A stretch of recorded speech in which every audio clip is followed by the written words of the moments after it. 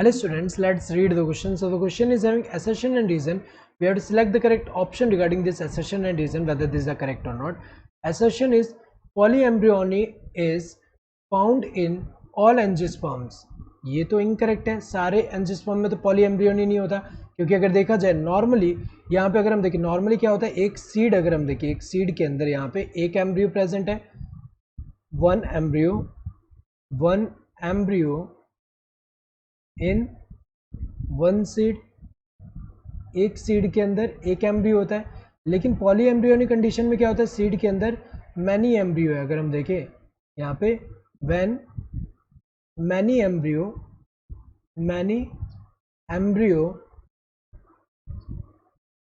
Present in one seed, this condition is known as polyembryony. So polyembryony होता कैसे है, हमें पता है कि यहाँ पे क्या होगा कि ये कैसे होगा. जैसे एग्जांपल अगर हम देखें तो जैसे ये एम्ब्रियो सैक है, ये क्या है, एम्ब्रियो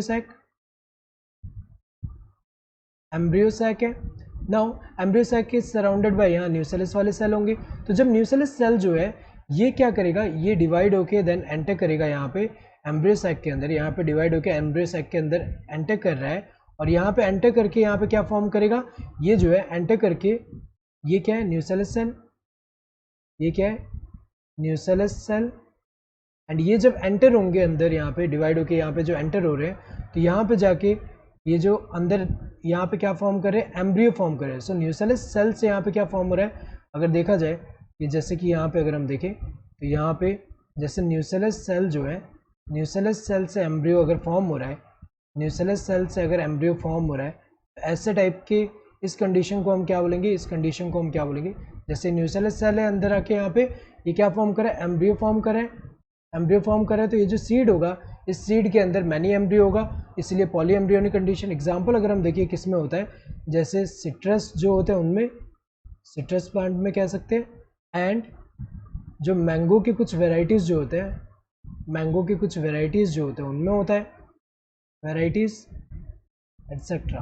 तो अगर देखा जाए ये सारे एंजियोस्पर्म में तो नहीं हो रहे, सारे में अगर मोस्ट ऑफ में देखें तो यहाँ पे सिंगल एम्ब्रियो होता है एक सीड में.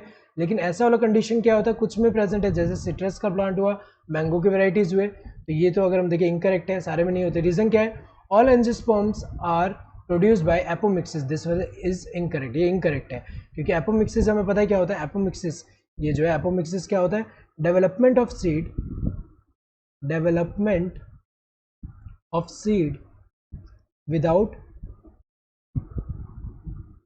fertilization. जैसे कि यहाँ पे बिना फर्टिलाइजेशन के जो न्यूसेलस सेल है यही एक्ट करेगा यहाँ पे जो एम्ब्रियो फॉर्म कर रहा है.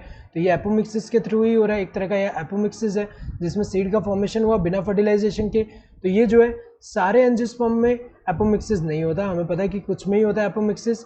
एपोमिक्सिस में क्या होता है, सीड डेवलप होगा विदाउट फर्टिलाइजेशन, मतलब बिना गैमेट का फ्यूजन जो है, बिना without fusion of male and female gamete यहाँ पे सीड का डेवलपमेंट होता है. तो अगर देखा जाए यहाँ पे दोनों इनकरेक्ट है. Both the assertion and the reason are true and the reason is the correct explanation of assertion. गलत है क्योंकि दोनों ही फॉल्स है यहाँ पे. Both the assertion and reason are true but the reason is not a correct explanation of assertion. ये भी फॉल्स है या गलत है क्योंकि यहाँ पे दोनों के दोनों फॉल्स है. Assertion is true but reason is false, ये भी गलत है क्योंकि असर्शन भी फॉल्स है यहाँ पे. Both assertion and reason are false, correct है क्योंकि दोनों ही जो है इनकरेक्ट है. तो correct answer would be this fourth one. Hope you understood the question. Thank you and all the best.